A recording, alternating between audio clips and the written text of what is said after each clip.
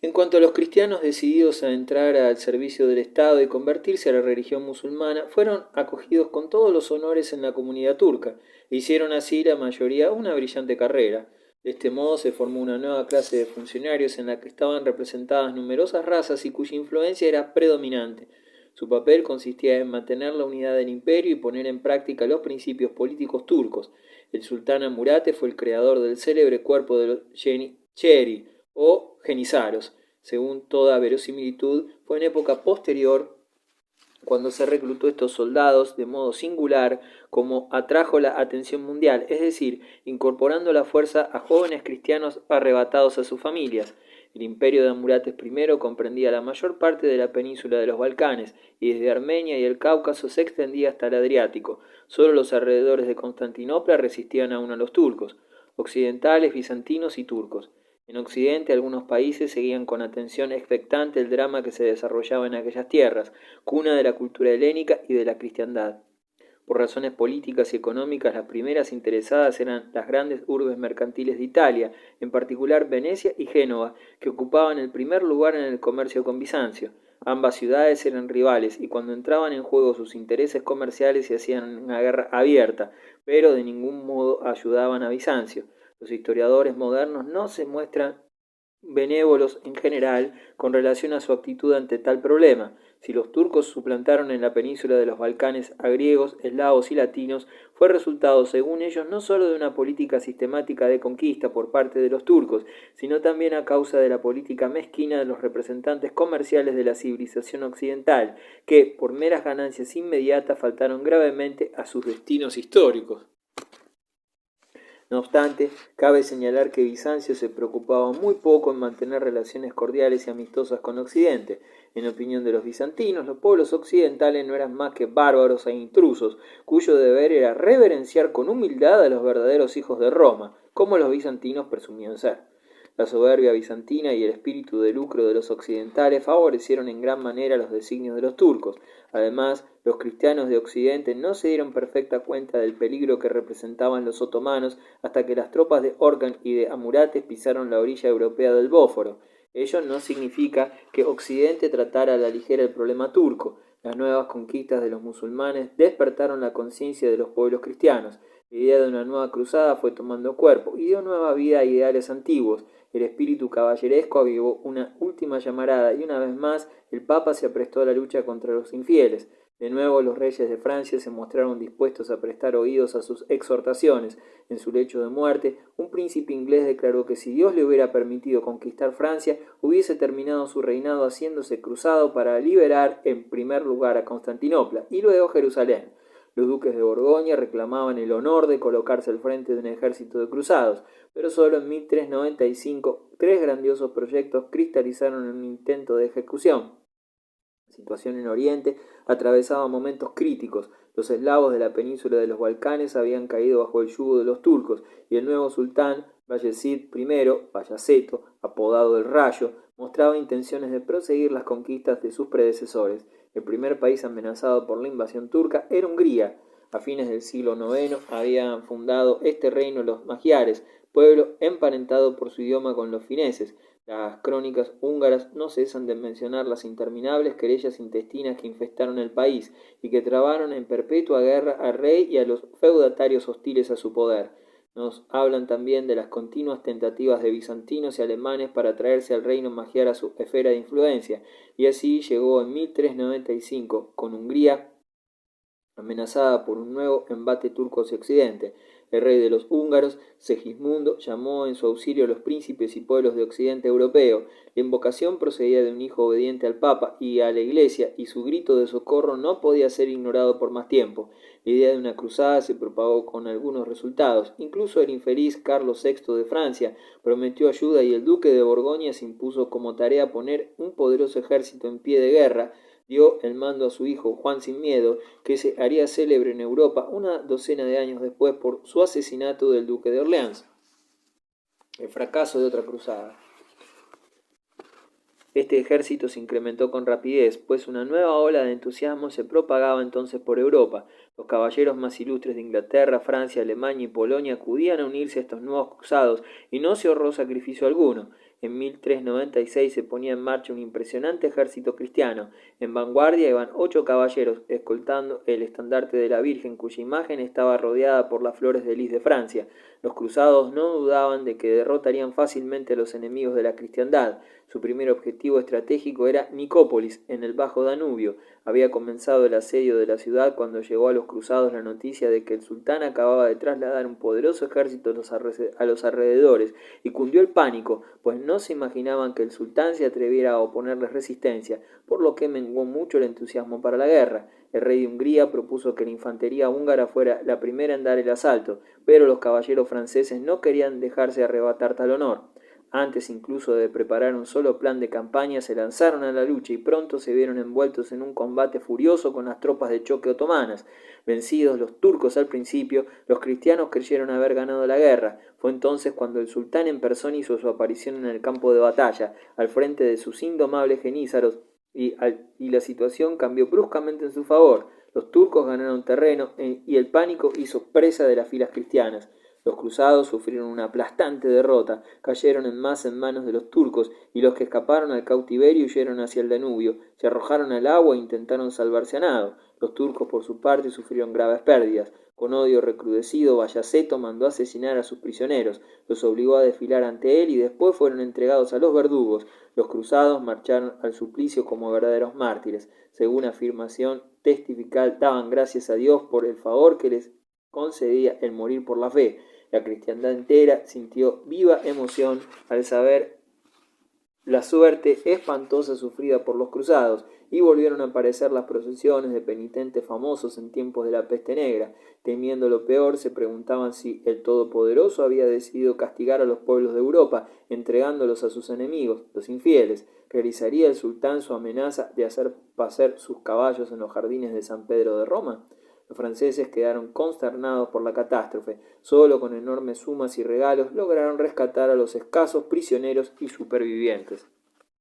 Bayaceto el Rayo y el Imperio Bizantino. Pero al sultán Bayaceto, que había merecido el sobrenombre de Iderim, el Rayo, por la prontitud con que ejecutaba sus operaciones militares, le preocupaba muy poco Roma. Asentó sus reales ante Constantinopla. La situación nunca había sido tan crítica para Bizancio. El emperador reinante, Manuel, se vio precisado recurrir a medidas extremas y decidió acudir en persona a Occidente en petición de socorros. Era hombre de gran cultura, considerado como uno de los mayores teólogos y escritores de su época, y en todas partes era objeto de gran admiración. Manuel se dirigió en primer lugar a Venecia, donde deliberó largamente con el Gran Consejo sobre la situación en Oriente. París fue la etapa siguiente de su viaje. Cuando llegó allí, en 1400, el pueblo entero salió a recibirlo, y el rey de Francia le tributó una magnífica recepción. Marchó seguidamente a Londres. El rey de Inglaterra lo escuchó con mucha atención y manifestó el mayor interés por su causa. Al regresar se detuvo por segunda vez en París, pero no consiguió ayuda eficaz. Durante su estancia en la gran metrópoli de Occidente se enteró de los graves acontecimientos de que Oriente era teatro, y se despidió al punto de quienes con tanta gentileza lo habían acogido para acudir a toda prisa a su país. En efecto, Manuel se había enterado de una noticia sorprendente. Timur Lenk, un gran guerrero mongol, había obtenido una importante victoria sobre Bayaceto y amenazaba la existencia misma del Imperio Otomano.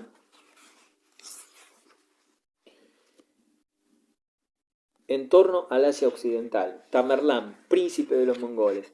Timur Lenk, a quien llamamos Tamerlán, fue uno de los mayores conquistadores de la historia, pero también uno de los más crueles déspotas. Reinó en un territorio inmenso, pero nunca sentó las bases de un estado homogéneo, donde pudiera desarrollar una civilización. Cuando apareció amenazador ante el Imperio Otomano, su carrera de conquistador contaba ya 30 años. Nació en 1331 cerca de Samarcanda y pertenecía a una poderosa tribu turca. Según la tradición, era descendiente de Gengis Khan, pues corría sangre mongola por sus venas. Timur franqueó la primera etapa en su marcha hacia el poder cuando obtuvo en feudo el territorio de Samarcanda en 1360. Durante los años siguientes se proclamó señor de las tierras del norte del Amudarya y en lo sucesivo se esforzó en transformar el país en el centro político de Asia.